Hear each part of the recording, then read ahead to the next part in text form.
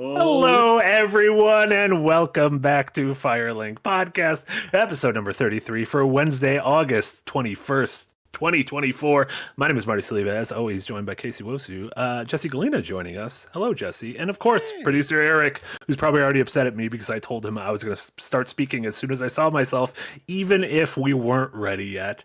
Well, welcome everyone. I hope you're having a great Wednesday evening. We have a lovely show for you tonight. We're going to be unpacking some of the Gamescom news from last night, which includes the new Indiana Jones game from Machine Games and Bethesda, getting a release date for later this year, as well as a release date on PS5, which an Xbox game on PS5. Good Who'da heavens! thunk? Fall on my fainting couch. We're talking about that as well as Masters of Albion, the latest game from Peter Molyneux, which might not be legal, like literally might not be legal, but like ethically might also be illegal. So we'll talk about that. The secret level Amazon series, which is a bunch of cool short films set in various video game worlds, which actually looks really cool. And then other announcements, stuff we've been playing. We'll chat a little bit about the Nintendo Museum that's opening serendipitously right before I go to Japan. So Ooh, you how have a about that? destination. You gonna go?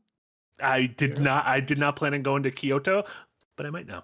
Might now to see if I can Nice. hold No, a that- I large think- I think it might be Wiimote worth it. with Miyamoto. Yeah. Yeah, because Miyamoto is just always there. Yeah, Yeah, that's his new job. His new job, 24/7. He's just an automaton there. Yeah. How are you guys doing? Happy Wednesday. We did it. Yeah, we Got did do through it. the week. Me personally, I had a pretty eventful week. A lot of things going on over the last couple of weeks and stuff.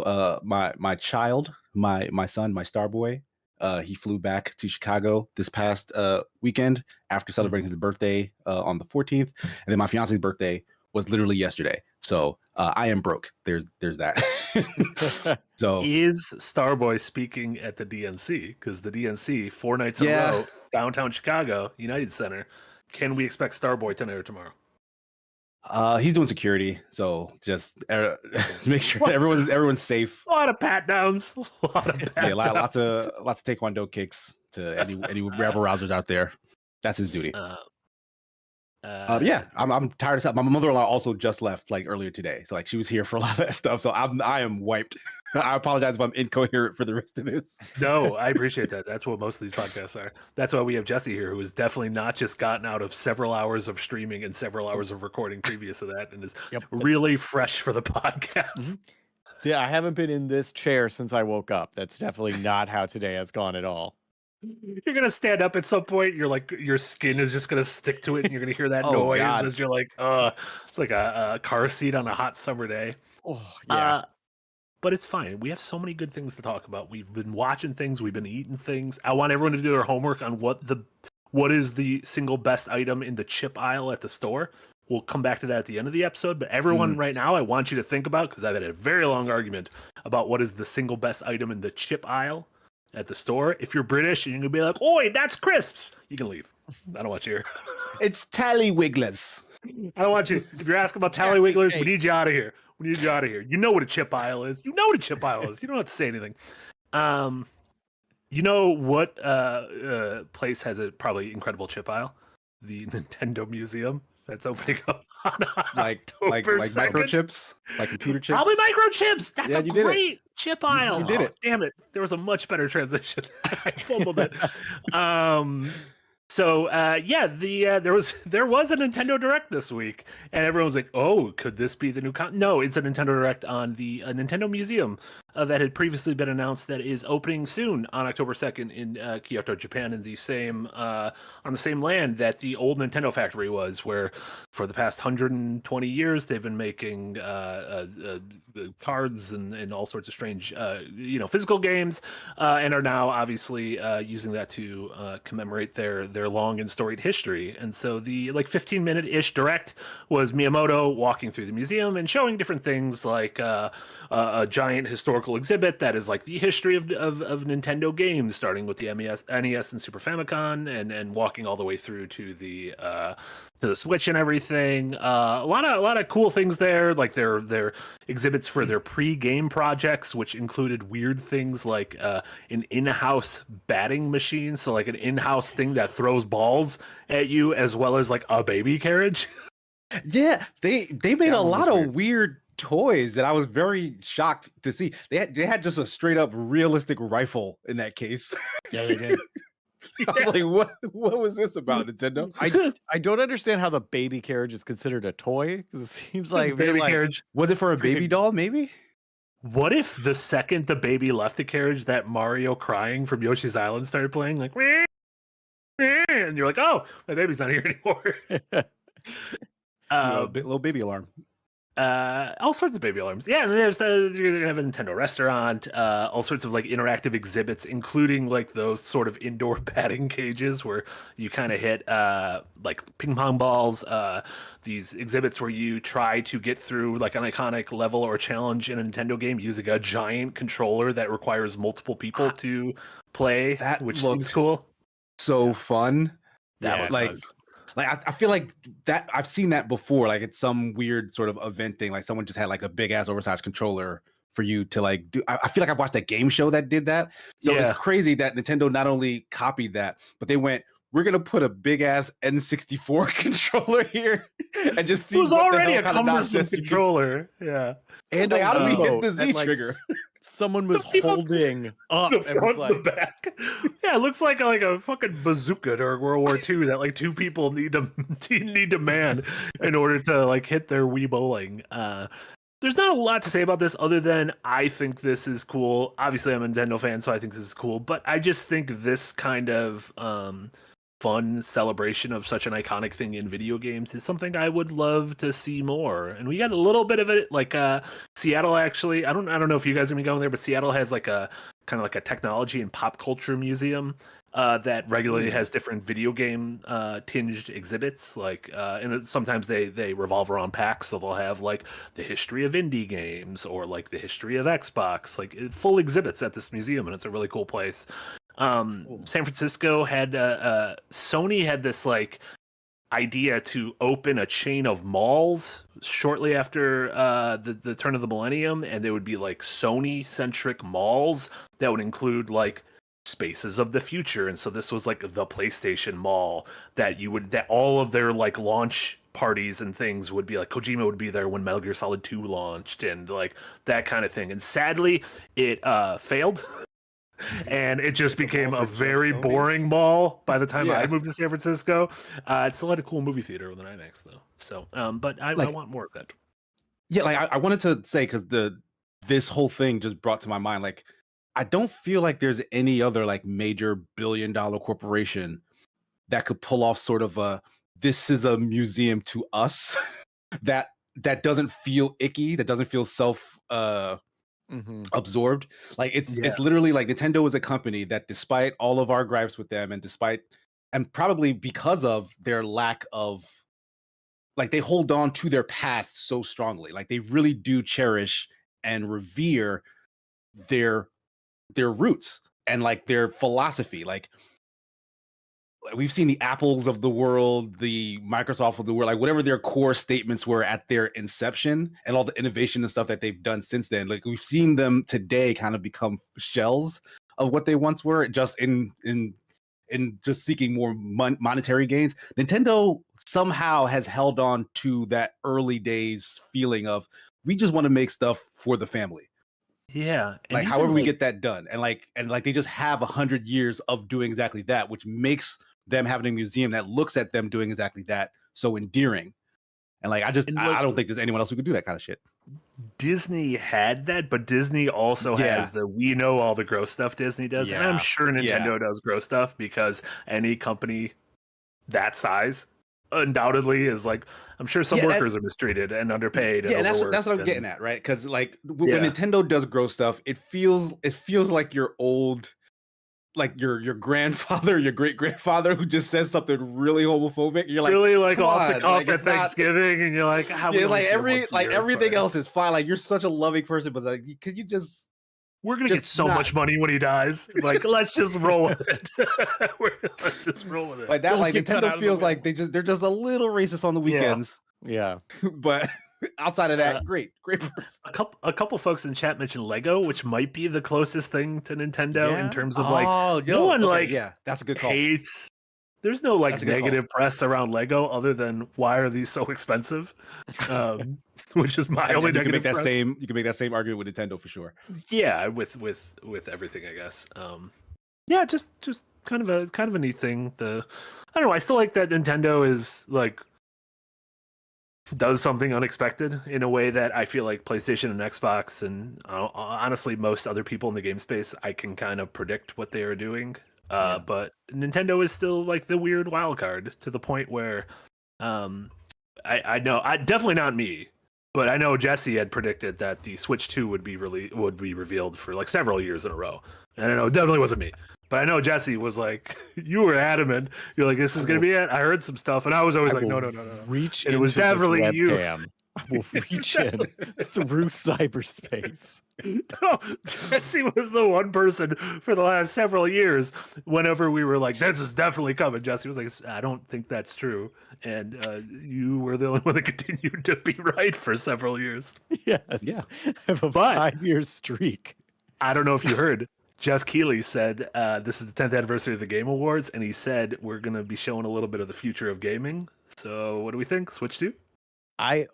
Switch 2 is now definitely coming. One, Switch 1 is nearly 10 years old. Two, Nintendo put out, I think it was a few months ago, a tweet saying, hey guys, the next Nintendo Direct, which was whatever the last one was we had, they were like, we're only talking about software. We will not be talking about hardware. Do not ask us about hardware. Do not be disappointed when we don't talk about it. That's for later. So I think it definitely is coming. I think that's probably their next thing. But I cannot see them doing that at a non-Nintendo Direct. Like, I cannot see them giving that to someone else to be like, surprise. You don't think they're going to give it to Jeff-san? To Jeff Kuhn? No. Jeff-sama. Jeff-sama. That is their thing. They will continue to do it. It is insane to me that for as long as I've known you guys and we've been streaming, that we've been talking about this console coming. It's been like 4 years. It's been like legitimately 4 years where we're like, just right around the corner. Just right around the corner. Which is very funny. It's coming soon. It's going to be very exciting. It'll probably run GTA 5. Finally, a console to play GTA 5 on. Right when GTA 6 comes out. Mm-hmm. We've needed one of those. It's a real Nintendo move. Yeah, it's an absolute Nintendo move. Okay, you wanna talk about some Gamescom stuff? Gamescom. Yes, I guess for people who don't know, Gamescom. I think most people know, but Gamescom is a yearly games convention like E3 held every August. It is in Cologne, Germany. It is also like attendance-wise, like 100,000 people attended. It's like literally the biggest in terms of attendance video game conference on the planet. I've been there several times for like years and years. It yes, for a very long time. It is terrifying. It looks like it's the closest I've ever seen to a zombie horde. It also smells very bad. Most conventions smell kind of bad. This one, because all the food there is like sausage. It's like it's being like, I need a little like snack. I need a little protein. It's like, here's a large sausage or like a greasy turkey leg, and I'm like, we don't need 100,000 people eating this for lunch. So 100,000 people with the meat sweats, just with the meat sweats, genuine meat sweats. Oh, delightful! But no, it's become like the big conference, before the fall season, and so every year it gets a little bit bigger and bigger. Jeff Keighley holds his Gamescom opening night live showcase, and we did a little live stream of that yesterday. We reacted to that with Casey and Jermaine and Eric. And we just wanted to talk about some of that big stuff now that we've had a little bit of space. Got to see the trailers, read some of the impressions. I wrote down a few things. There's obviously more stuff, but just a couple of the big things that stood out to me. The big one, which they closed the show with, was Indiana Jones and the Great Circle. I guess they didn't close the show. It was the second to last thing. Yeah.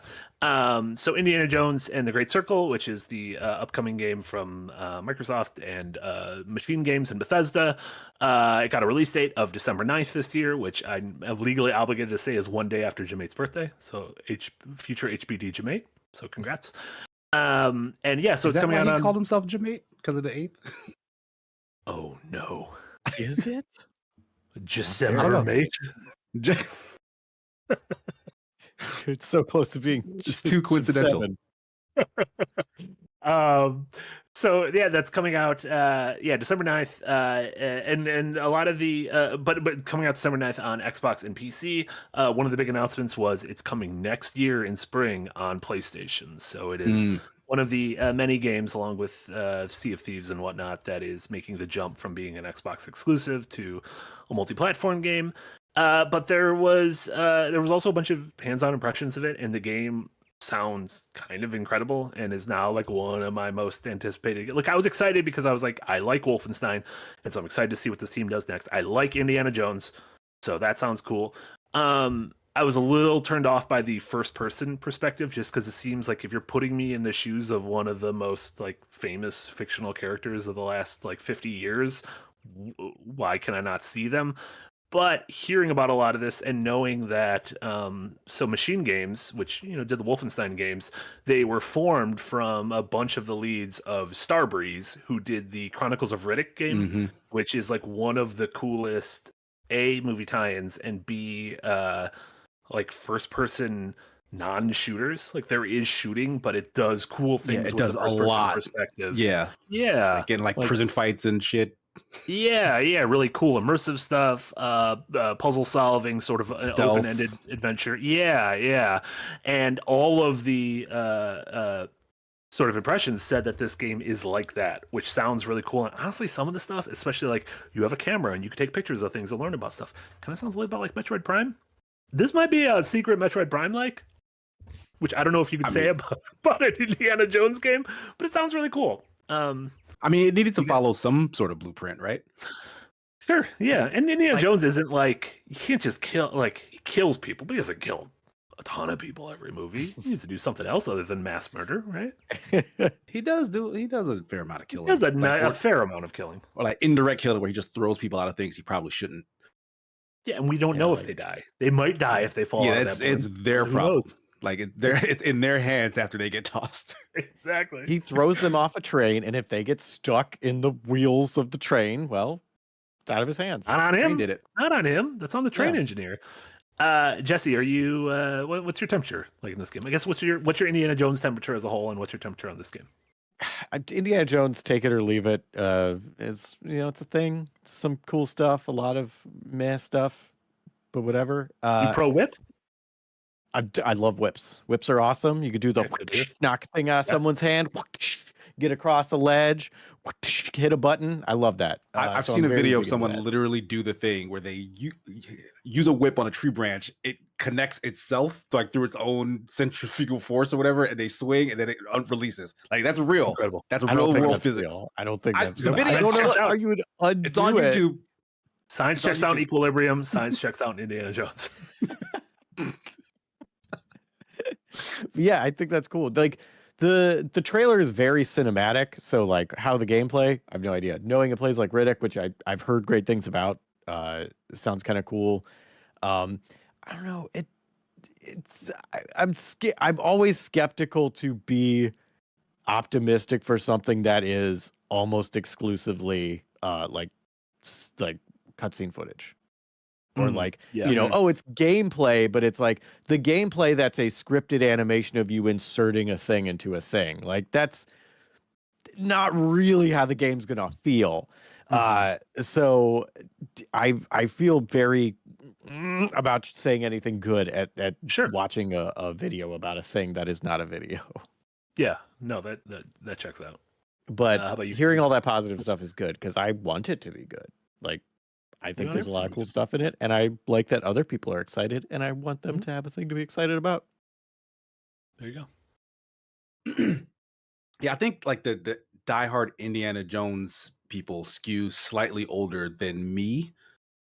So like, yeah, I know of it. Like, I've liked those movies growing up, but like, yeah, I don't have any huge reverence for that franchise in particular. So like, while the game does look really good, and like, yes, Machine Games with that Starbreeze pedigree, that does excite me about like something in the vein of the Chronicles of Riddick game. I kind of wish that this was its own IP and not tied to Indiana Jones, because like I know how much an IP helps to sell people on a thing, but like, and this is partly, I guess, also like worrisome for the fact that this is an Xbox first party thing that's also going to PlayStation.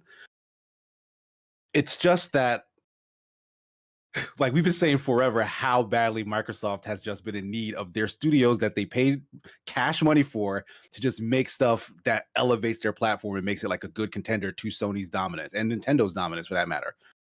and this feels like, yes, a big ass IP, you do need to share that. Like it makes sense that goes to PS5 because that's going to do gangbusters money wise, but that doesn't secure the base, which is something that Xbox has very much needed to do and still need to do for a long time. So like, if this was like its own thing that, the world at large wasn't excited about, but came out really good, and then like that galvanized the base and then got other people to be like, oh, there is good first party AAA stuff on Xbox, that would have been a win. But this sort of feels like a sidestep as opposed to what this could have been. So that's my only sort of like bittersweet thing about it, but like otherwise, yes, the game itself does look really good. I see exactly what Jesse's talking about in terms of, yeah, they put a lot of cutscenes in it, and like a lot of folks nowadays consider that a video game, and like give me the game part more than the movie part. Yeah, my always thing is like, show me 10 minutes of uninterrupted gameplay to let me sort of have an idea for what the actual flow is going to look like. And yeah, I think I'm giving the benefit of the doubt because of their pedigree, because of like, I know, unlike, well, I don't know if it's a good example, but like, because Ninja Theory has had gameplay centric games in the past, but like, if with Hellblade 2 in my mind, I was kind of like, okay, I'm expecting a lot of non-gameplay.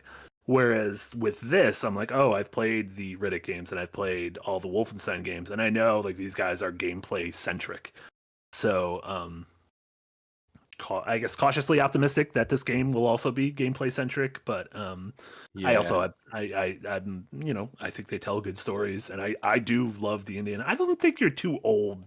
I don't think you're too young for Indiana Jones. I think you just weren't interested in it as a kid. We're the same age, and I was crazy about Indiana Jones. I would. I mean, that's fair. Yeah, but I think I back Casey up. I agree with him on that. I do think a solo IP would have been like theoretically stronger, at least for me, and.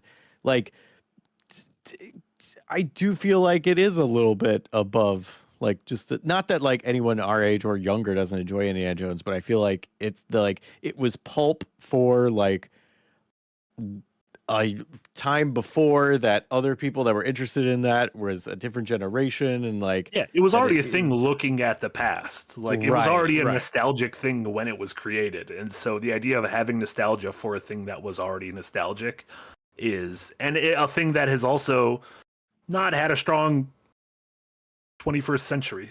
Like, its two movies this century have not been loved. Its movie last summer was a bomb, so it's not even like Star Wars, which is at least like it feels like it's gained traction with new audience. But I don't know. I'm looking in terms of like.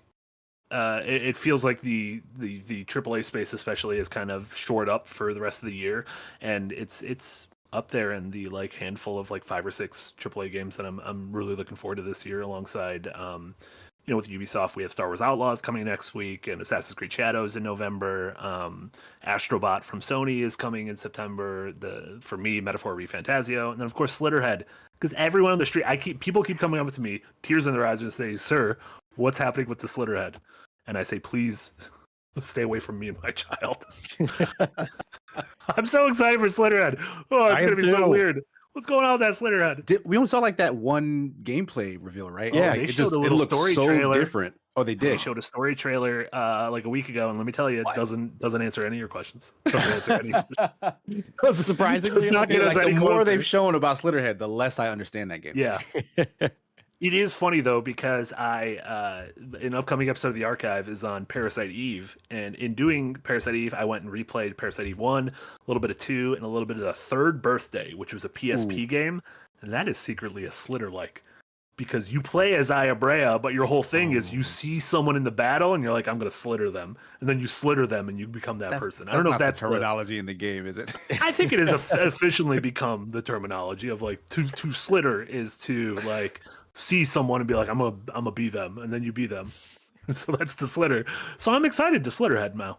I believe that's coming out around early November. So prepare ourselves for the election. No matter what happens, we got Slitterhead. Yep, that's true. There you go. 4 more years. Also, apparently, Parasite Eve archive. I love Parasite Eve, so I'm very excited to see your episode about it. That music, Yoko Yeah, Shimomura, music absolutely slaps. get out of town. I mean, I know she made like Kingdom Hearts music, which everyone loves and is like arguably probably like pays her rent still. That Parasite Eve music, let me tell you, Hachi Machi, it's real good. That's where the heart lies. Do you want to talk about someone who doesn't deserve our respect? Peter Molyneux. I was really hoping that was the transition. I know people are going to be like, listen, you go to bat for Kojima all the time. What are you doing? Kojima releases, first off, doesn't steal our money, doesn't get into NFTs, releases sick-ass games on a consistent scale. Yeah, he's a weirdo, but his games are rad. Peter Molyneux, on the other hand, the chutzpah. Yeah. Peter Molyneux has... So we're talking about Masters of Albion, which he announced during Gamescom. It's strange because we confirmed it, I think, right? Albion is the name of the world in Fable. So it is, but Albion is also like the historical name of Britain. Okay, so they did not come up with the name, right? Yes, so like British people are like, "Oi, Albion, chip aisle," like that kind of thing. Like Albion to British folks. If anyone's British in the audience, just deep apologies for everything that's occurred over the past half hour. But like, so Albion is a thing there. So it would be like, I guess, the equivalent of like naming like your America Washington. You know, like, or like the U.S. Does that make sense? Like that sort of a. I mean, I get what you mean by that, but like, yeah, he didn't create the idea of Albion. He does know because like Albion, he does not own that depiction of Albion, whereas, but he does want to lean on it because like not only did he conjure up the imagery of like, oh, Peter Molyneux, oh, Fable with whatever this new thing is. He also said that he had the leads of all the people who worked on like his biggest stuff helping him with this in some capacity. Like whoever helped him with Black and White, whoever helped him with Fable. Like, these are Oh, he said that, but I don't. He did say that. I'm curious who's responsible for the trailer that he showed though, because none of that looked like any actual gameplay, and it. You know how you watch like a TV drama, like maybe a police procedural, and like a crime was committed by someone who's like adjacent to gamers, and then they have a scene where it's just their version of what video games look like in the world. That is what Masters of Albion looked like on that stage, and Jeff had him announce it to the world. Did he see that beforehand? Because I was in shock at how awful that demonstration looked. Okay. I mean, everyone, like, I think Eric in chat was like, this looks like one of those like mobile game ads where you're like, no, I don't think this is one of those games where like, this isn't what this game looks like. If I click into here, I'm going to get hoodwinked.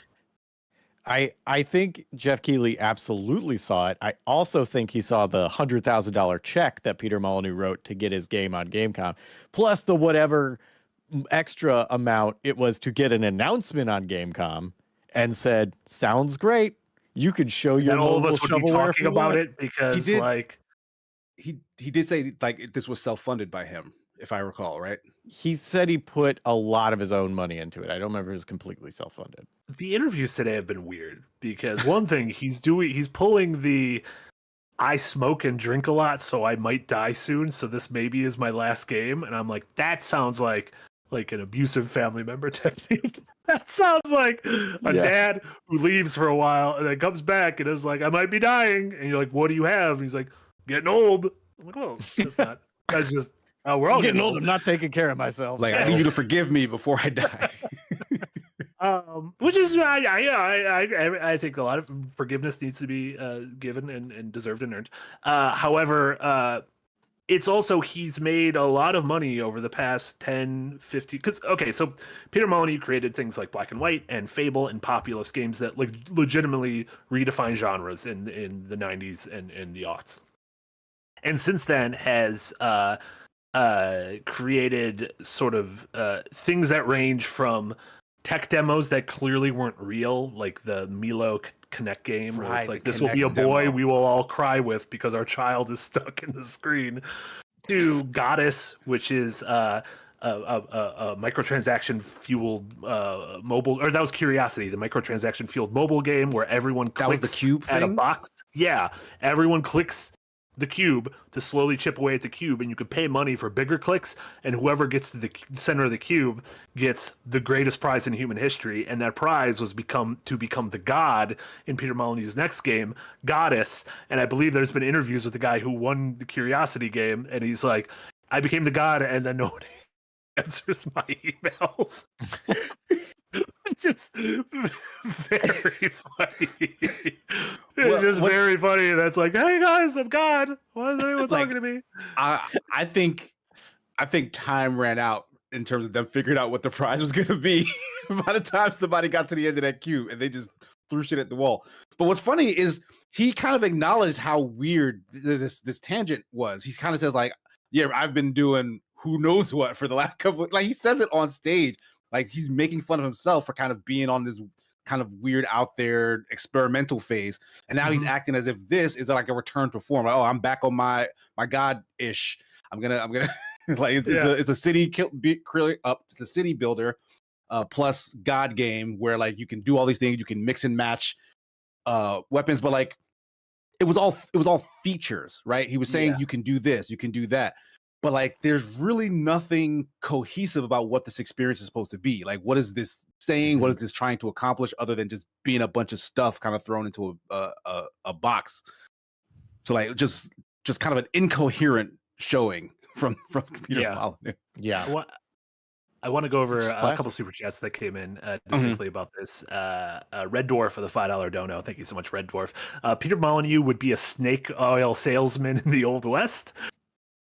Pretty much, yeah. Possibly. And then a Wild Josh with a $10 dono. Thank you so much. I was dying laughing when Molyneux came out. I was on the edge of my seat, hoping he would try and reclaim the over-promising throne from Sean Murray. So Sean Murray of Hello Games, and obviously,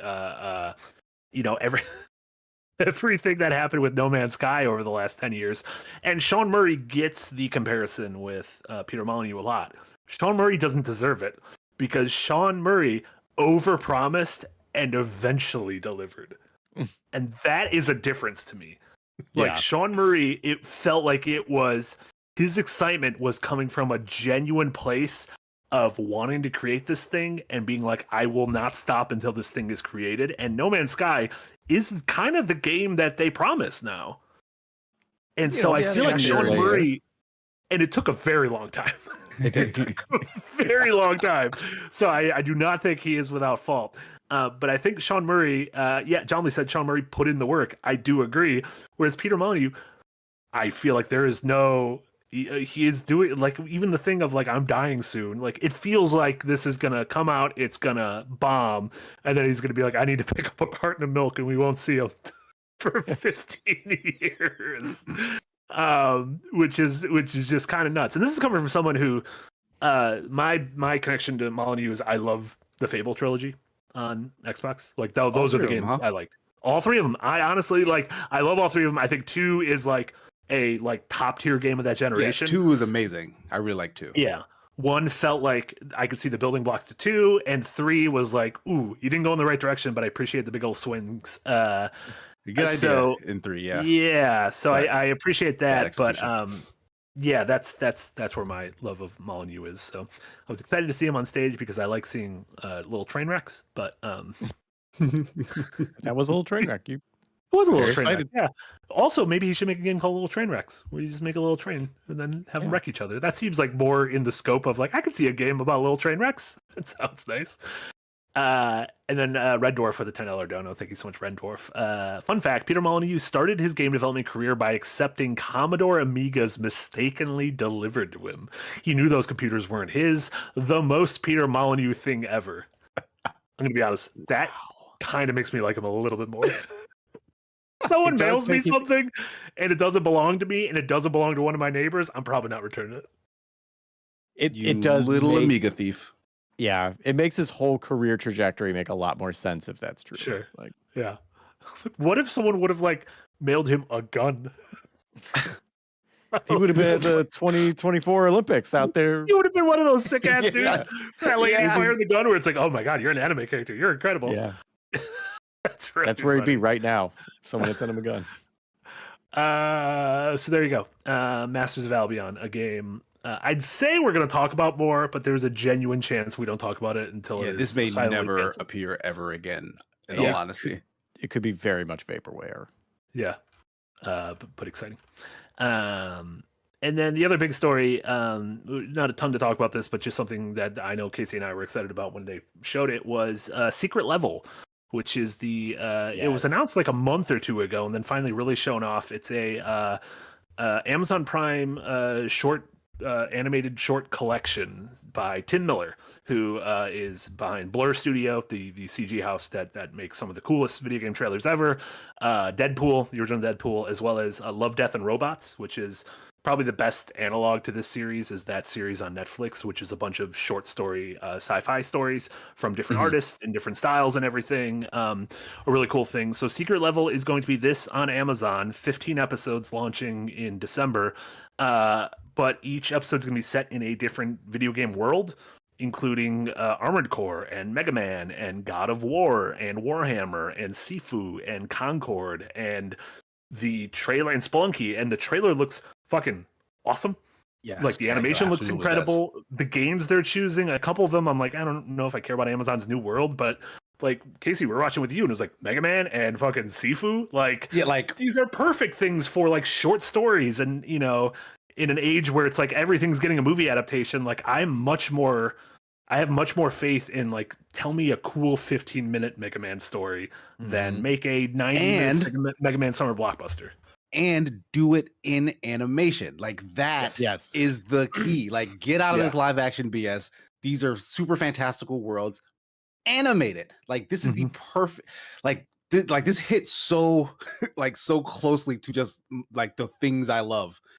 Like Sifu actually got sort of like a weird short, not weird, but like kind of a short live action film, but it was like a commercial for the game, like a trailer for the game almost. Yeah. And like, and it actually had like a really cool, Eric's got it on screen right now, like had like a really cool like feel to it, because like, yes, it's just an homage to all of these kind of old Hong Kong action movies, whatever. So yeah, just ripping the actual game assets was what it looks like, because it looks like it's in the Sifu style, not like its own thing, but it's like Sifu's stylized look, and then just tell that story. And also it gives new life to that franchise that I like absolutely fell in love with when it launched. This kind of feels like Capcom didn't forget about Mega Man. Slow Clap is working on a new Sifu. From Software, like, they're happy with Armor. Like, everything that shows up here feels like these are games that we know and love, and that they're still here.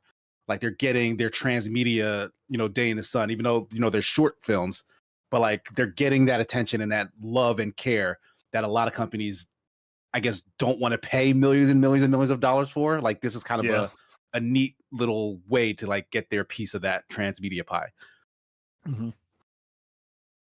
Jesse, did you does this do anything for you? Does it move the needle? Absolutely. I thought it looked fantastic. I also like everything about it. Yes, love the idea. Short form media, absolutely. Like, again, I don't need a Mega Man 2.5 hour movie, Mega Man Origins, starring Timothée Chalamet, right? Yeah, exactly. But like a 15 Mega Man, he wouldn't be a bad Mega Man. He's too tall. He can't be Mega Man. Way too tall. All right, Peter Dinklage is Mega Man. Fuck off. There we go. But like, I think one of the things that it I don't know, worked better for me is because it was an animated series. It is a look, this is going to be fun to watch. and it was cutscene trailer when everything else was also mostly cutscene trailers. But like this one was actually about a show. Oh, you're and the it's like, thing we're gonna look at. yeah, this is actually the thing. I could be excited about this. Sure. Yeah. Yeah, that is really funny where it did the same thing as everything else, but it did it honestly, I guess, as opposed to like it put its only foot forward as opposed to everything else, which is like, ooh, I'll hold a judgment until I see something extended. Yeah, looks cool, and they haven't announced exactly who, like who, Love and Robots is written and directed by some big writers and directors, and it has some like really cool actors, and they haven't gone super in depth into who's doing all of these, like what animation houses, what directors, what writers, and it hasn't been official yet. But the quick shot of who the main character of the Armored Core one is looks exactly like Keanu Reeves. It does. So the assumption is Keanu Reeves is starring in the Armored Core one, and if that is the caliber of people, and obviously Keanu Reeves is video game adjacent with, I mean, everything from The Matrix to Cyberpunk last year, or Jesus, that was like 5 years ago. Yeah, What happened? that was a little while ago. Yeah, that was when the Switch 2 was coming out. It was going to be launch on it too. It was going to launch on it. But no, if that's like the caliber of talent, I'm really looking forward to this, and I think this is one of those. This is one of those things where I'm like, this could run forever. There is no bottom to this well of, if you get the right people on the right things and give them the time to do it. I could put down a list of like 200 games I would love to see little short stories set in. Like if these if this series is like big, like and it has the potential to be, because like video games are big. Like you can lure like a big audience in with maybe just one or two of these games, and then they get to experience all the other ones, and then it becomes like a big Amazon hit or whatever. Like there's the possibility that some of these companies would be like, all right, spin it off. Whatever studio worked on this, give us a full order, right? But there's also a possibility that other game companies are like, ooh, can we get one? Like whenever season 2 comes around, can we sign up for whatever this is? Because I'd love you to make a Viva Pinata movie.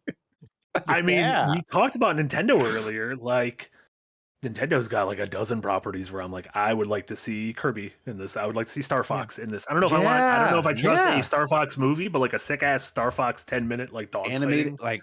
Like, and that's that key right there. Animated, yeah. If it's animated, you're ringing the bells, and you're already on the right path. Yeah. Also, I'm super excited. Yeah, I'm sure this is on purpose, which I mentioned New World, so that's connected to Amazon. Also, Amazon's doing the Warhammer 40K series, and 40K is one of the properties in this as well, with an episode. Yeah, some of the self-serving. There's definitely some self-serving stuff with yes. Amazon, and I'm assuming with Sony.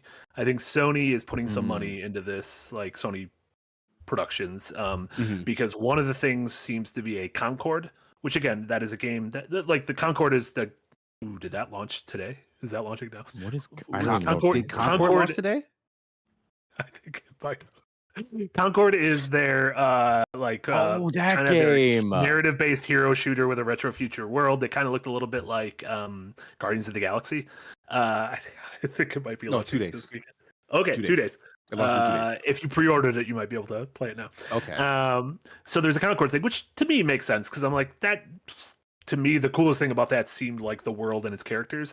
But then they also showed there's a Kratos thing, and it is not a God of War story, but they showed Kratos getting his axe, and behind him was what looks like New York City. Yeah, and that's so like a very modern that city. might be Kratos like vamping through game worlds. Like literally, the other side of that shot might be Spider-Man and Miles fighting Venom.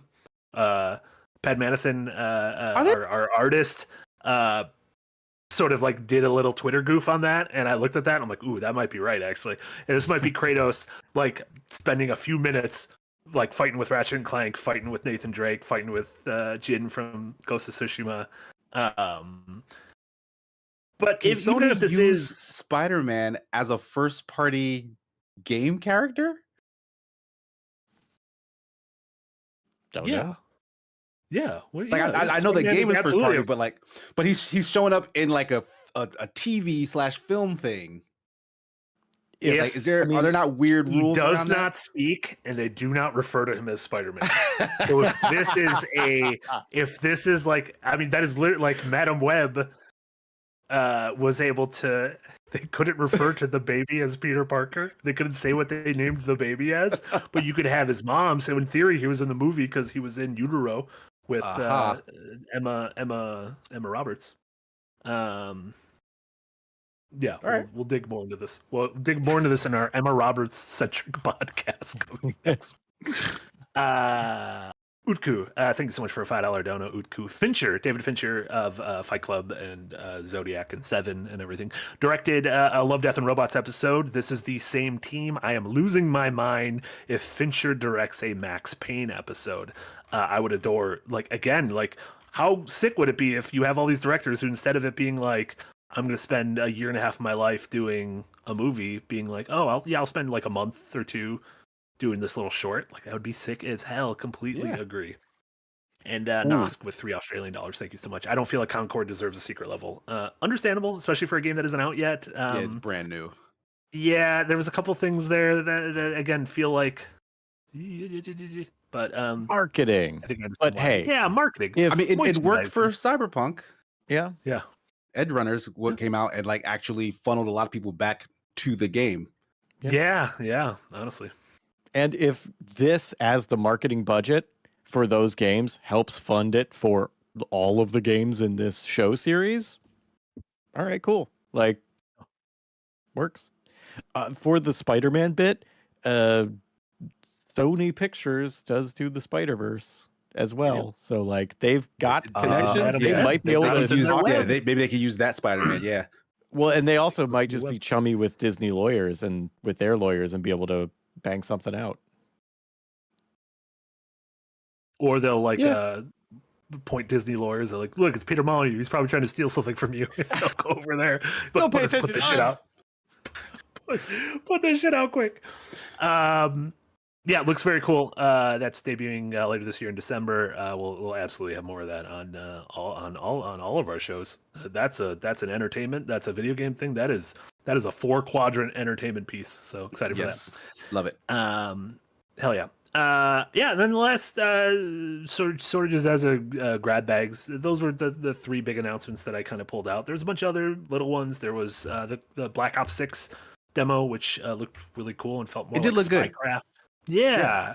Then a traditional Call of Duty game. There was the brief reveal of Mafia: The Old World, which is a new Mafia game set in the early 1900s in Sicily. Borderlands 4 exists. That's all we know. Coming next year. And then probably my favorite trailer was Reanimal, which is the newest game from Tarsier Studios, who did Little Nightmares 1 and 2. And it absolutely looks like Little Nightmares 3. But then they revealed Little Nightmares 3, and it is by another studio, and it looks bad. And I'm like, oh no, what happened here? To be fair, it doesn't look bad. It just it doesn't look as good as what Tarsier is doing with Reanimal. Yeah, like that looks kind of like an evolution, and Little Nightmares 3 looks like the same thing. More small nightmares. Yeah. I don't think we need 2 of these games. No, and if we had to choose one, I think I know which one I want to play, which sucks. But yeah, that's the way it is.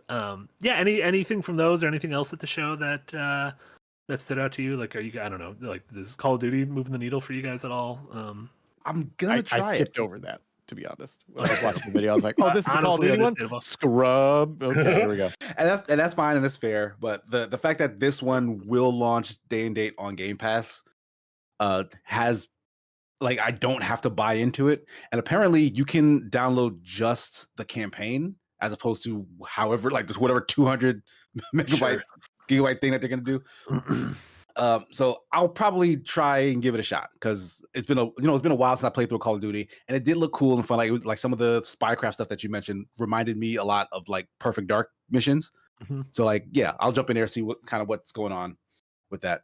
But the Borderlands 4 thing, that was pretty funny, just with the movie having come out recently after what Darren said 9 years of development, and it just completely bombing. The fact that this clearly was probably already planned. Like the movie would be out, and then the game reveal at Gamescom or whatever. Is anyone looking forward to Borderlands 4? I Those haven't games enjoyed a sell very well. Borderlands. Like still. Yeah, I don't because know. like 3 was so disappointing to me. Like, and I was very excited for 3 because I really did love 1 and especially 2. And like when 3 was coming around the corner, I was like, oh, it's been so long.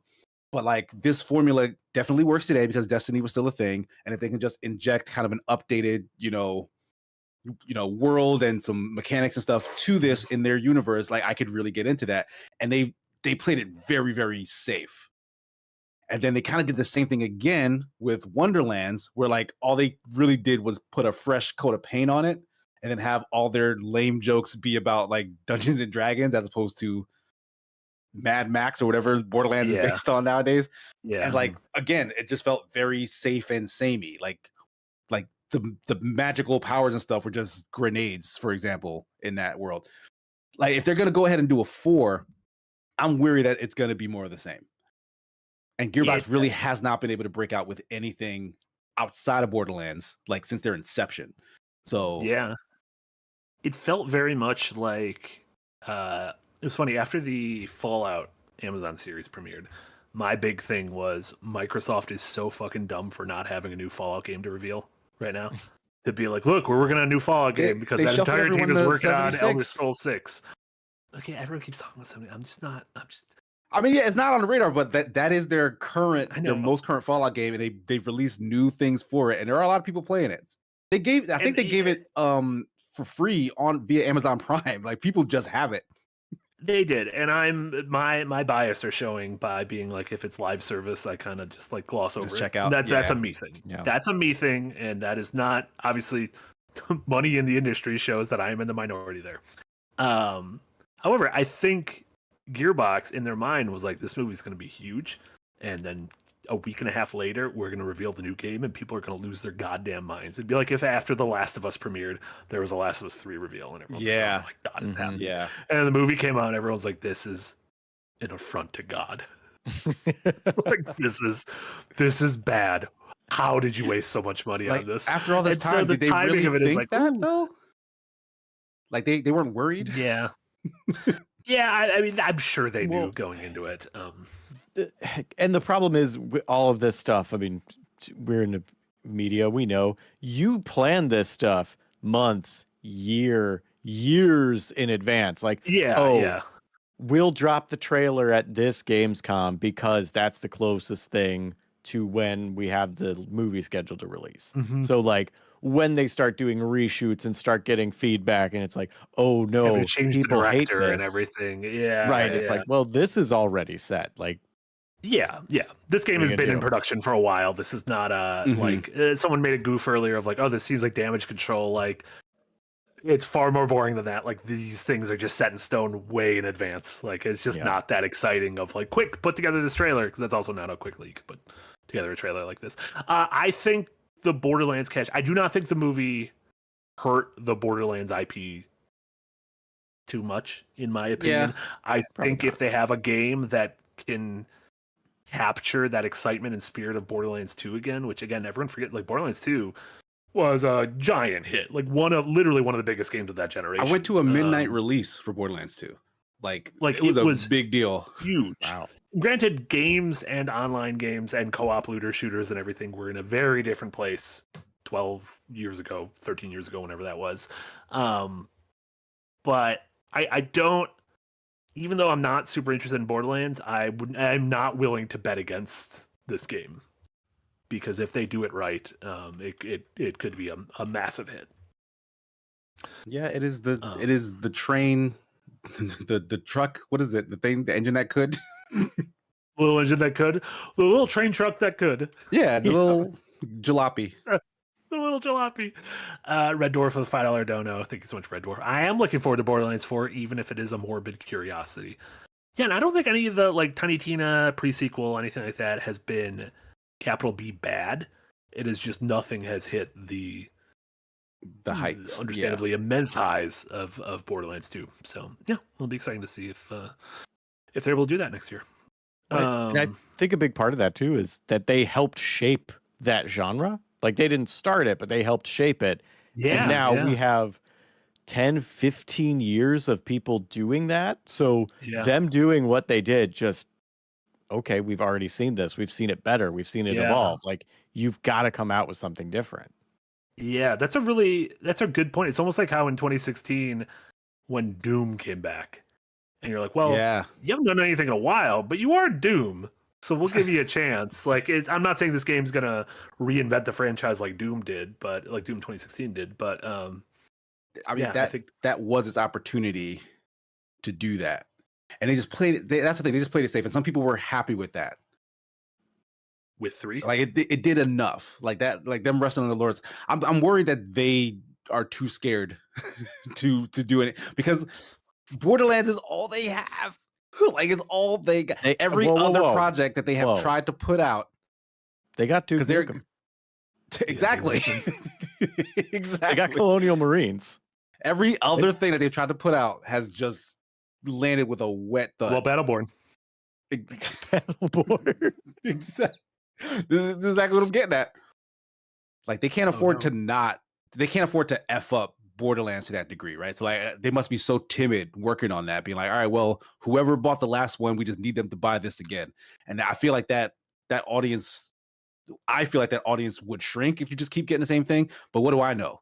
Like I'm in games media. Everyone else keeps buying these effing games.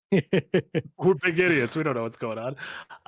The big thing is, do you know what game they have? Homeworld 3. That's also not like that's also like one of those forever in development games, right? No, it came out. Came out. Was it good? Did people like 7s and 8s? Got like 7s and 8s. So, I mean, that's better than the last couple things they did. Homeworld 3 is a recurring goof because it was like featured very tangentially on several like E3-esque showcases in a row that we were on, where it was like, and one more thing, Homeworld 3 is in development, and we're like, what? I don't know anything about Homeworld 1 or 2. Yeah, Homeworld 3 came out, everybody. Little H-World for y'all. This game has almost 5,000 reviews on Steam, and it is mostly negative. Yeah, but Homeworld 3 came out, so that's the important thing. It was a very big, like a spacey RTS series. Homeworld 1 and 2, I think, are beloved. Gotcha. And Homeworld 3 did not recapture the magic of Homeworld 1 and 2. Could that be a sign of what's to come for Borderlands 4? Absolutely. Or will Borderlands 4 do what one of those infamous fourth game in a franchise that really brings things together? Because those would it be fifth game though? Because there's the prequel, there's the first 3, the prequel, and Tiny Tina. It's actually a pre-sequel. So please get it right. I'm sorry. If you're not going to get it right, don't even show up. Sorry, I didn't do enough homework for this. I'm sorry. Aren't there 2 of those? 2 pre-sequels? 2 pre-sequels? No, there was the pre-sequel and the pre-pre, and then there was Tiny Tina. And then there was Battleborn, which doesn't really count. How many? And there was a whole film. They did that Telltale game that people liked. They did, but that game's great, actually. That game's really good. I do not care about Borderlands, and I loved that Telltale game. It was also like Troy Baker and Laura Bailey as the main characters, and they're just really good at speaking with their mouths and acting. So, all right, let's move on from Gamescom. Get to what we've been playing and watching. But before we do, Fat Cock's back. Fat Cock. Hey, welcome back. Hey! $20 no. Welcome back, Fat Cock. I'm back, y'all. I beat the case against me. Proud of you, Fat Cock. I knew you could. I don't know what was it like misrepresentation, false advertising. I don't know what the case against you was. Works for Peter Molyneux. Glad Peter Molyneux of talking about your own junk. But congrats, welcome back. It's glad to have you back. Let's chat about what we've been playing and watching. Jesse, you asked, can we talk about board games? I want to know what's going on here. I play. Yeah, you can talk about whatever you want. We talked about rap for several weeks in a row, so you can talk about whatever you want. Awesome. I feel like board games work then. I played a board game called Maximum Apocalypse, and it was really fun. Yeah, so the idea is like there's a bunch of scenarios, and each one's a different apocalypse, like alien invasion, vampires, zombies, time rift, Cthulhu mythos. Like there's a bunch of different ones that you can choose from. And you pick one, and then there's like different scenarios in it, and you pick the scenario, and then you have to be like, oh, we did the zombie apocalypse. It's like save the scientists from the police station, get back to the van, and escape. And then you lay out a bunch of tiles that are like the place where you're going. So there's like gas stations, farms, city streets, all that. Mm-hmm. And then you have to start moving to them, flipping them to find out what it is, and hopefully nothing bad when it happens. But then more monsters have a chance to spawn every turn. You're starving, so you have like a little die keeping track of your health every turn. Each character has like a specific health that they have. They all have specific powers. They all have their own decks of cards of things they get. It was really fun, and I absolutely want to play it again. How many players and how long does a game take? I think it goes up to 4 players. It might be more, actually. I'll have to check. Okay. But I played it with 2 players, but they probably like 4 to 6 players. And like, and this is with a totally new person, so things tend to get slower. So probably like an hour-ish, hour and some change. That sounds short to me. And it felt, it's yes, it is co-op, True Mandalorian. It is all the players are working together against the scenario. So like we're all trying to survive and help each other, which I love. Players versus the board games. Yeah, that is cool. I'm putting the link in the chat. Cool. No, I always those two questions are always because I feel like that is like the buried or Eric says it's 1 to 6 players. 1 to 6. And on Board Game Geek it says 45 to 90 minutes. So sounds about an hour. It has a 2.11 out of 5 on weight. I didn't realize they review games based on like weight. Not review them, but like real, like they scored it. I think scoring. I think it's mostly like I live in a studio apartment.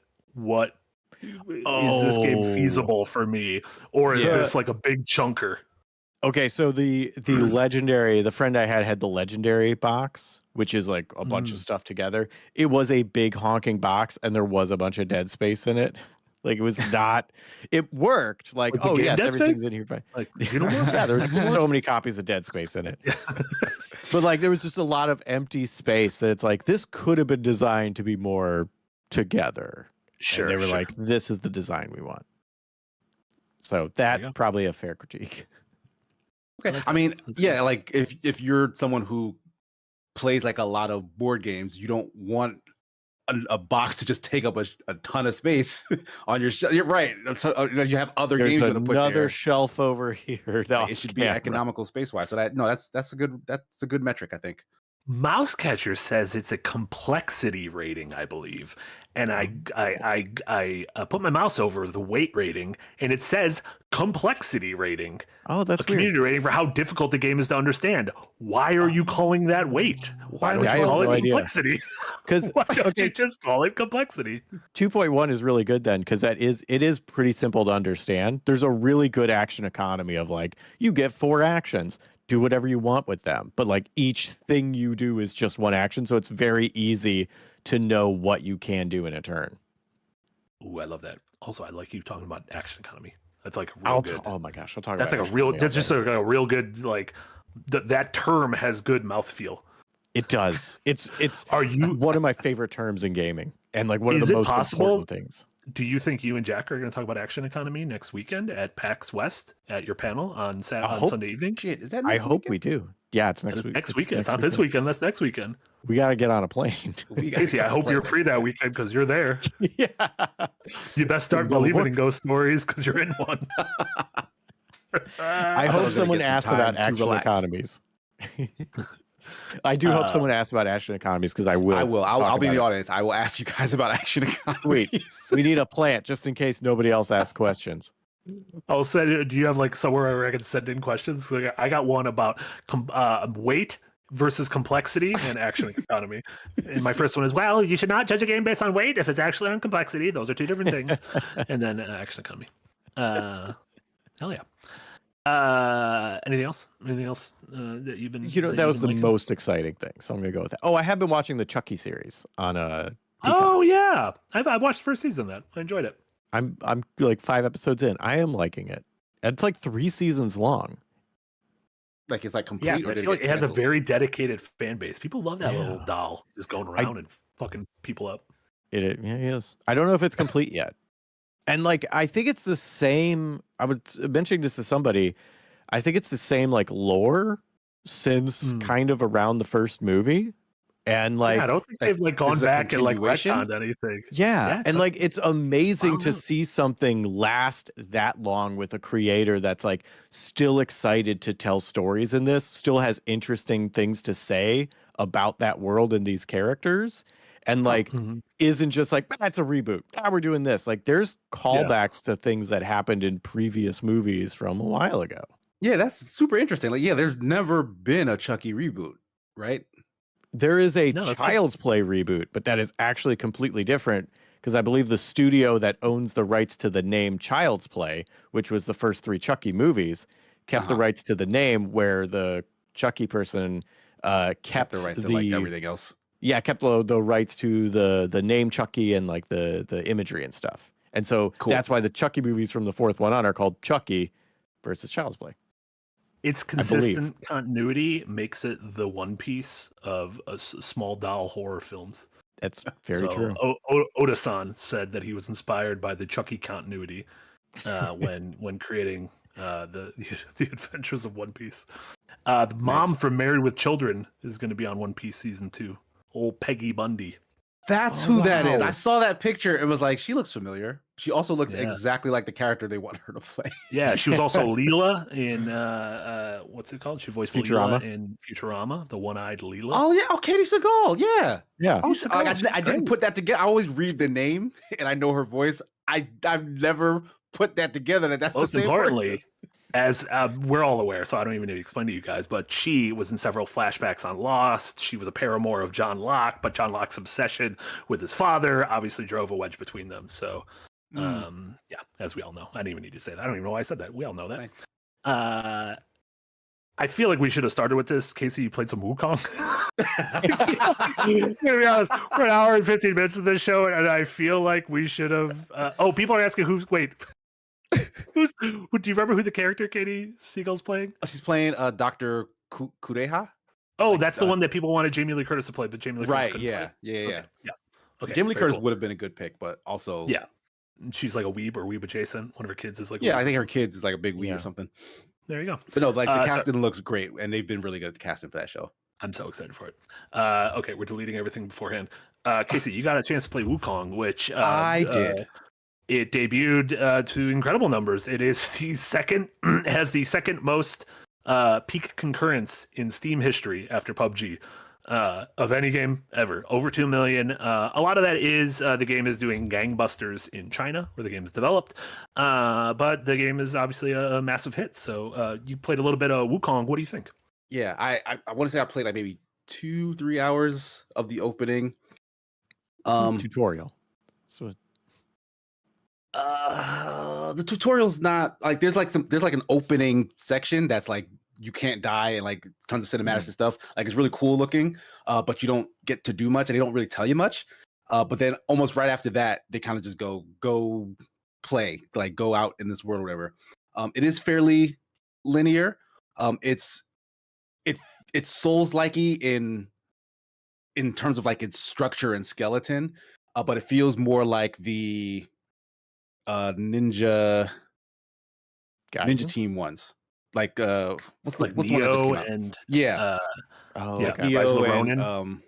Rise of the Ronin, not Rise of the Ronin, but the other one that came out on Game Pass not too long ago. I reviewed it and I cannot remember it. Wild Hearts. No, someone will remember. But essentially, what I'm getting at is that it's a lot more linear, right? Like it's not like several paths in different directions. Like you're kind of going through funneled hallways, even though it's like a forest. There are like very weak enemies here and there, like nothing to the level of like any of the other Souls games or Souls adjacent games that have done really, really well that challenge you out in the regular streets. And then you pop up in a boss arena, and then you have kind of an awkward boss fight.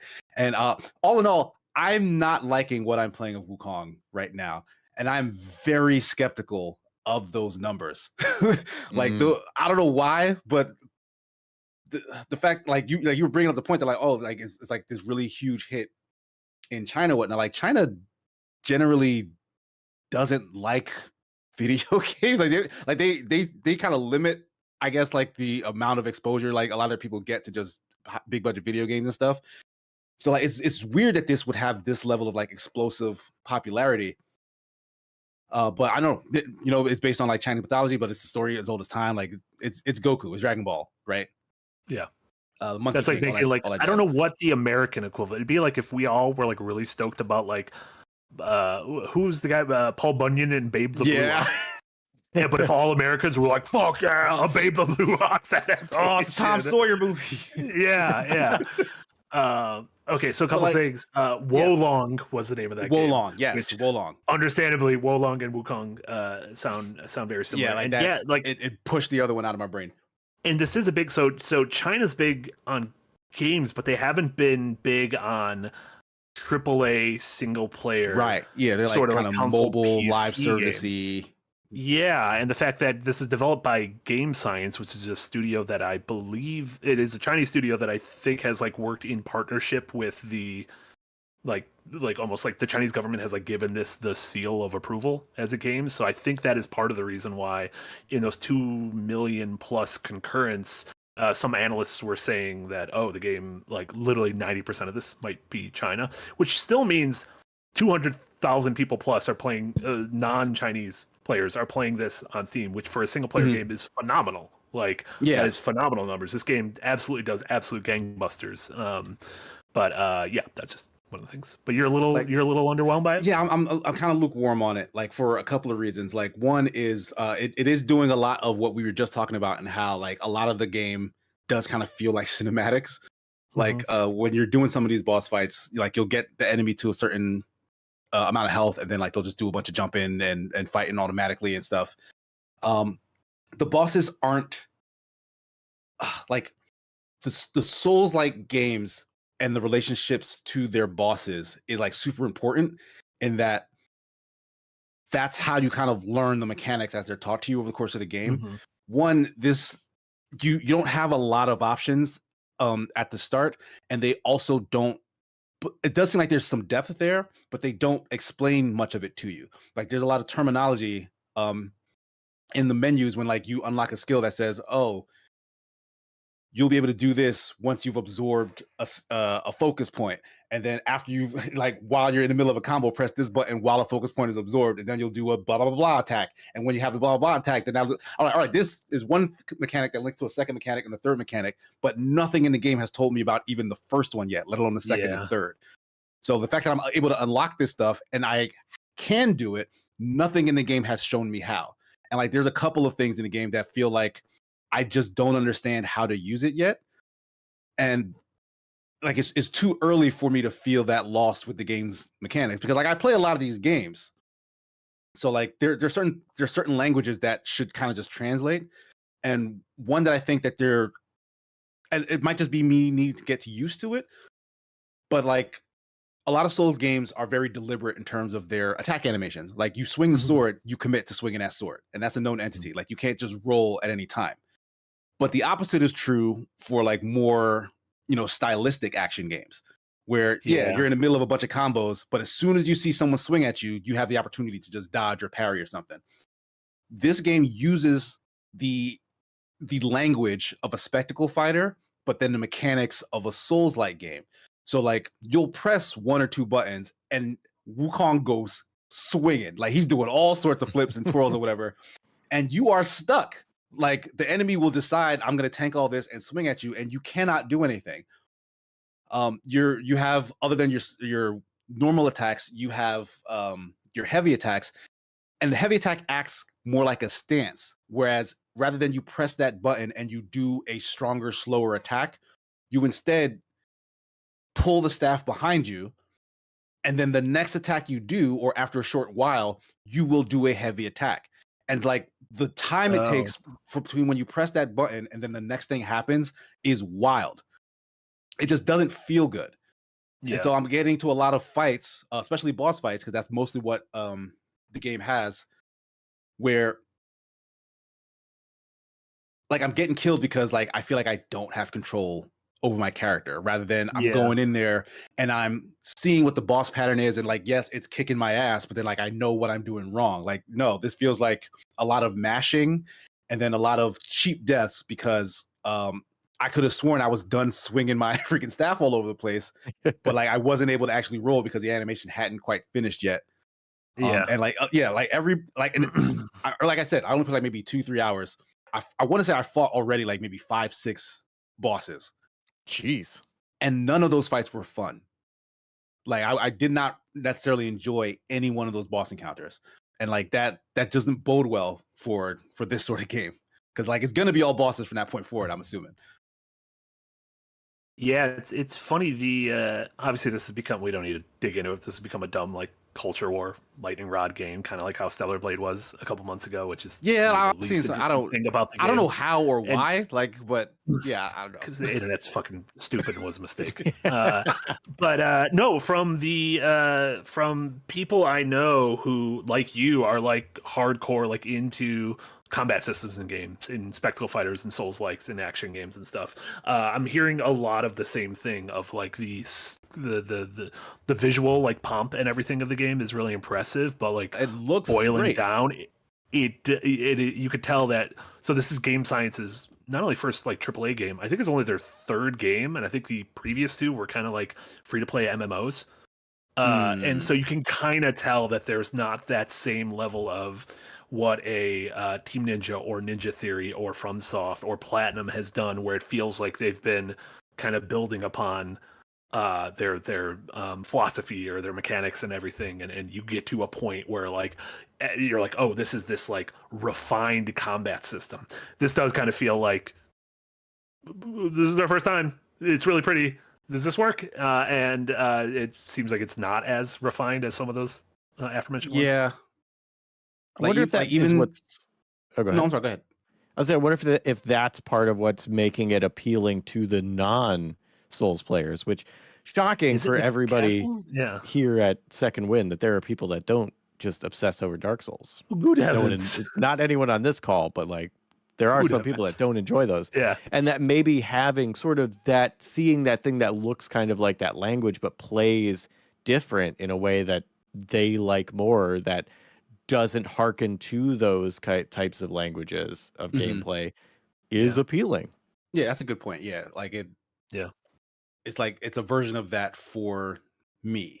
Like, well, not me, but like you know the other half of that crowd. Yeah. Where like people who like really like that their video games are half cutscene. Like that audience is out there and they buy games. I also here. I love a cutscene. I hear. Like someone compared this game to Asura's Wrath, and I was like, "Ooh, you might have done it. You might have got me to buy this weekend." I don't think it's not that egregious, but like yeah, there is a lot of flair for what feels like, you know, like a thin amount of like meat on the bone. And the same so far with like the storytelling, like cool opening. Like I'll say again, like just the visuals like are mind blowing, but like you don't get a ton of context as to who is who and what's what, and then you're kind of thrown into, you know, the scenario afterwards, and like people are talking to you, but you don't really know about what, and like you got beef with all these characters, and you don't really know why, and you just kind of going through the motions, and nothing about the world is compelling. Like again, beautiful, but I don't know if this is on our Unreal Engine 5, but like some of that rock stuff looks real familiar. If you get my meaning. It's real pretty. I've seen these rocks before. Like some of the stuff's getting a little samey looking. Yeah. But like all the character models. It is Unreal 5. It is Unreal 5. Yeah. So like it has a look. But like all the character model stuff, gorgeous. Like the animation's amazing, but like not easy to read when you're in the middle of a fight because, you know, particle effects and yeah, I guess just some of those animations could use just better telegraphs and just better movement. Like if my character movement and attacks made more sense to me, like I feel like I wouldn't be bouncing off of it so hard. But again, it might just be a thing. I'm still early in the game. I might just need to get used to how it is handling all this. Yeah. So like there's like, so I don't want to write it off completely yet. But I'll be honest that like, yeah, it just has not clicked with me at all yet. Yeah. No, And it's it's such a stark difference yeah, from no, like the last couple of these I've played. Like yeah. Bow and Nine Souls, like those felt so good, like movement and like combat wise, like just right out of the gate. So like this is kind of a stark difference in that regard. One of my favorite things about this year is how weird the best-selling games of the year is going to look. Because like I think at this point, I think the 3 best-selling games of the year are Pal World, Helldivers 2, and College Football. And there's a good chance this is gonna enter it, and then Call of Duty will be in there by the end of the year. And so it's just a weird year. This is like a very weird year, which I'm happy with. That I'm like, you know what people love? They love college football, they love Chinese single player games, and they love Helldiving. And also they love it when you give the Pokemon guns. I mean, these Like, are I want all someone true to take statements. lessons. I want someone to take lessons from all of those and put them in the next game. Yeah, that's cool. Well, yeah, we're gonna have more Wukong coverage. I know Yahtzee's planning to do it for an upcoming Full Ramble-matic. I'm sure you'll be playing it more. Yeah, more I'll thoughts put some in more time coming into it. weeks. Yeah, thank you. You been playing anything else? Watch anything else? Not watching anything else. Like I played a little bit of that time I got reincarnated as a slime isekai game. Like I was very, very curious about because like I saw its trailer and it answered the call. Like I made a video forever ago about how anime games just always default to freaking lazy arena fighters. And this one was like, all right, well, this anime has fighting in it. We're gonna have 2D dungeon crawling, but then we're also gonna have you build a town and manage the town because that's kind of what the anime is about. Like it's a and so this is mixing those two games. And so far, like it does feel kind of on the budget side in terms of like resources. The combat isn't super deep. It's it's serviceable. Like it's 2D. Like you have like direction based attacks and like special moves, and you can swap between characters in your party. And like if you've seen the series, that time I got reincarnated slime, like your main character befriends all manner of weird creatures. So like you'll keep getting like new folks and like new powers and stuff to throw in your party. But like none of it like feels all that complicated combat wise. But so far, and again, I'm pretty early in, so like this might all change. The town building stuff is super handholdy. It's like you now have the resources, so now put this thing in this location and then go back out and do some more fighting. And like I really want to have some more control over like the layout and like the decisions for that town in order for this game to do what I want it to do, which is give me the feeling that like I'm building this monster friendly society like they do in the anime. And like, sure, I can go out and defend it like when people come to knocking on our door or whatever with the 2D stuff, that's fine. But just let me have my monster paradise. Yeah. Like, and right now they're not letting me do that yet, but like I might still just be in like the early chapters. So I'm gonna give it some more time. And we'll see how that shakes out. That means it might be aimed at me because that's exactly how I need my town building to be. It's like, you want to make a hospital and put it right here. And I'm like, oh, thank goodness. I didn't know where I would never be able to choose where to put it. Yeah. Be like, oh, what if I run out of space? Oh, I didn't realize it was going to cost me this much to move this tree. And now I got to, I don't have the budget for it anymore. I love it. You also, did you get a chance to play any of the 2K Oh crap, I did. Yeah, I played crap. That's the Riot one, right? That is the With Riot, the League of Legends folks. League of Legends 2D fighter. Project L, it was formerly called. Yes, Project L was for a long time. That game is very much an alpha. Like so, there's like a bunch of stuff missing. Like like I want to say 6 characters total to choose from. It's a 2v2 tag battler. And it's geared towards the casual crowd. Like it's borrowing like from Street Fighter's new casual system and like Grand Blue versus Rising's like they all kind of cribbed from Smash in that regard. Like your special attacks are like on face buttons and directions and whatnot.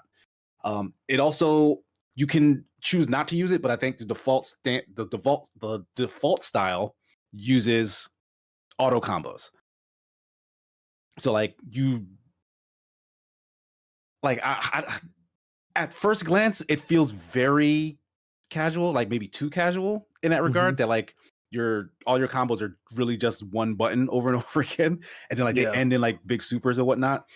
But I was actually surprised because some of the supplementary skills and attacks switch that up a lot. Like you really can change your strategy based on just the specials that you have, and then the added bonus of tag and assist stuff with the other character that you have in the back pocket. Like you have skills where like if you're getting combo to death, you can tag in someone who then breaks that combo, or you can tag them in to do an assist and then like combo off of that, or you can tag them in to do their assist and then press a different button to have them stay and then continue on from that point. So like you mixing that stuff up with your base combos like really does mix things up. And like for me, who really hates the idea of like memorizing long strings of combos, it takes a lot of the grunt work out of that aspect to let me focus on the strategy of throwing the two characters out back and forth. So I like what it's going for in that regard. But what I will say is they chose a really weird control scheme, like stuff that is just standard in just every other fighting game. Like you press like the two bottom face buttons to like grab, for example, is not the case. You hold the shoulder button and a face button to grab in this game. Like your parry and your run, like I think your dash is like a shoulder button. I think you still use the stick, but like it's odd choice. This seems like difference for the sake of difference with the way they like. I can't see a good reason for why they kind of map some of the skills the way they did. But again, this was the alpha, so like I couldn't go in and like change everything to the way I wanted. But I hope that at least that's an option if they decide to go this route. But like I think a lot of people complained about the way the control scheme felt. Yeah, I hope so it might be something that they heart, revisit, because I do think this is like a cool world, and those characters are obviously like I fell for a bunch of those characters in Arcane, and I don't give a shit about League of Legends. So like I think it is like such a cool roster to be able to pull characters and personalities and stuff from. So yeah, like the characters I played with had really like Echo, for example, who's on screen right now.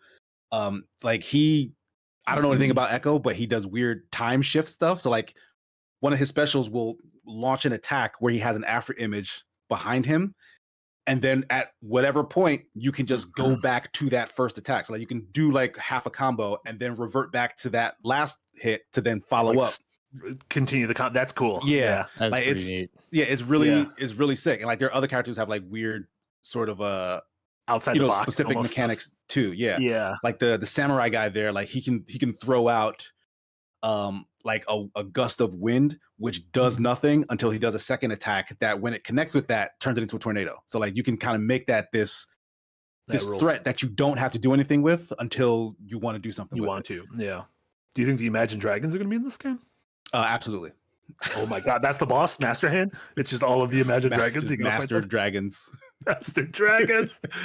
Shout out to the Imagine Dragons. No, not shout out to you. I don't care about them. I know they're just always here. And that Arcane song is really good. Imagine Dragons. That Arcane song is really good. Okay, yeah, good stuff. Hell yeah. A couple super chats before we wrap up. Nutscoon. Welcome back, Nutscoon, with a $10 dono. It's been so long since Nick has played me. I'm being stuffed into Persona 3 to pass the time. It is humiliating. Morgana's been talking about dealing catnip to make ends meet. Send help, please. I'm sorry, Nutscoon. It's been a very long time since we revisited you. That was one of the reveals, is that the Persona 5 team is going to be optional battles in the Persona 3 DLC. Nutscoon, we'll get back to you at some point. You know what? You know what they say about Nutscoon? No. Or the hot goth doctor. I've most certainly forgotten where we were in that game, though. So that's not going to be good. Not going to be good for business. And Nosk with $3 Australian. Thank you so much, Nosk. You guys are great. Shut up and take my money, Nosk. We're not going to shut up, but we will take your money. We appreciate you. Yeah, we're on a live stream. We cannot shut up. Yeah, we can't. Is literally our job is to just keep that. No good. I think we wrap things up there. We did great. I said I wanted to keep this to a tight 90, and we kept it to a loose 90, which, in my opinion, is very close to a tight 90. Close enough, yeah. That's it's like one word off.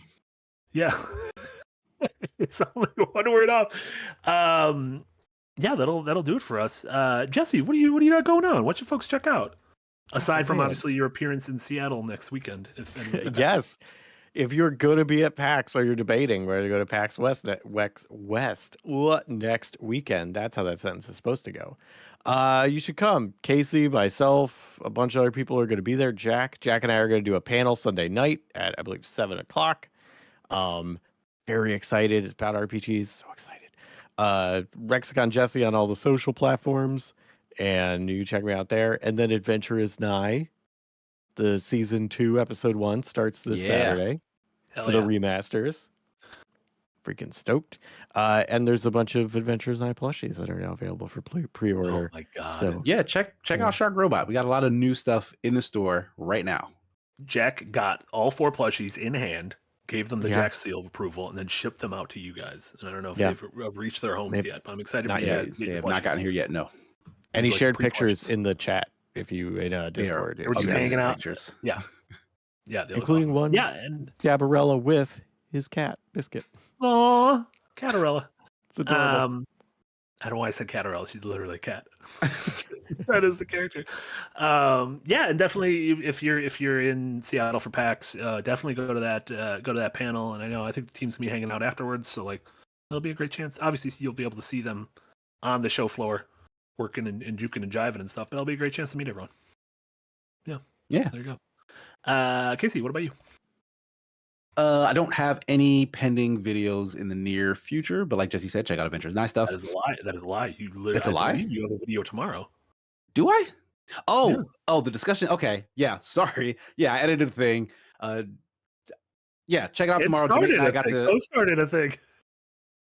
Yeah, and I was also in the thing. Yeah. Wow. I told you I had a week this week. Oh, that's right. That is a lot of stuff happened this week.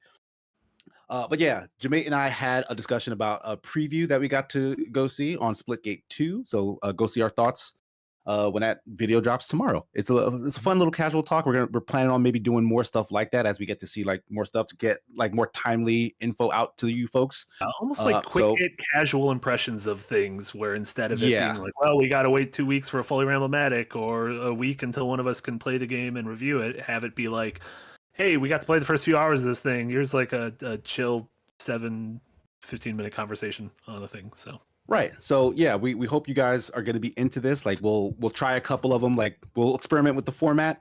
I was told this one might be a little too formal. We didn't get too silly enough maybe, but like it. Just wait till the next one. Then you took that note. You're like, you don't got to tell me twice. Yeah.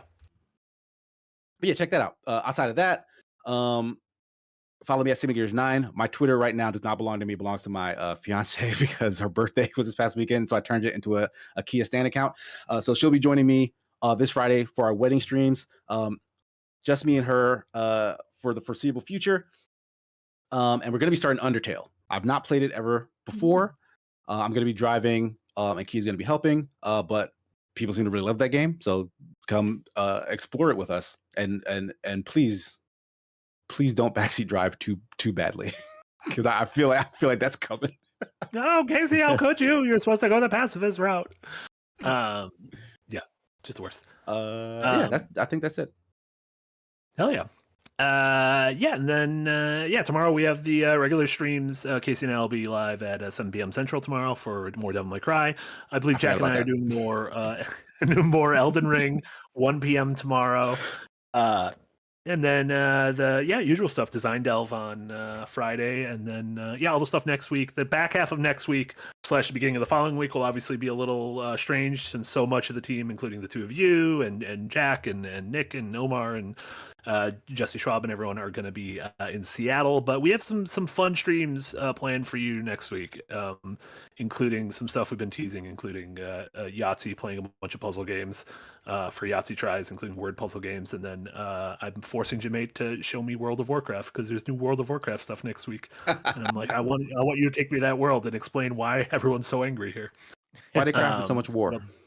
Yeah, why? Why are they crafting so much war? Why can't it be called World of Lovecraft? World of Peacecraft. No one would buy that. No one would buy that game. That's about it. For Eric wanted us to mention Sonic Cross Shadows Generations Plus. I don't know what that game is. Eric's very excited for the new Sonic game coming out next month. I'm also excited. I've never played that one. Shadow has Venom abilities now. Apparently, Shadow has become Venom. Like he has a symbiote of some sorts. I hope everything works out well for Shadow because I know he's had a rough go of it lately. But I he think got those everybody gun at Sonic charges. has. Hopefully, Biden at the end of his administration pardons Shadow on those gun charges. So we'll see. But we didn't talk about the Eric, DNC at all. we'll talk about tomorrow. DNC, DMC, DNC.